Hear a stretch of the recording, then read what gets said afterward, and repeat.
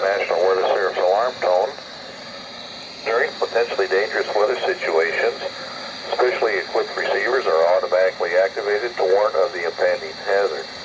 Tests of these receivers by this system are normally conducted by the National Weather Service every Wednesday between 11 a.m. and noon.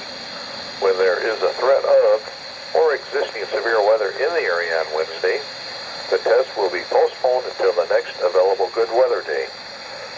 The warning alarm, transmitted over National Weather Service radio stations in northern Illinois and northwest Indiana, will be activated for watches and or warnings affecting counties in the listening area.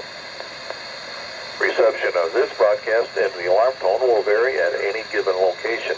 The variability, normally more noticeable at a distance from a given transmitter, will occur even though you are using a good quality receiver in perfect working order. This concludes the tone alarm test. We will now return to our regular program.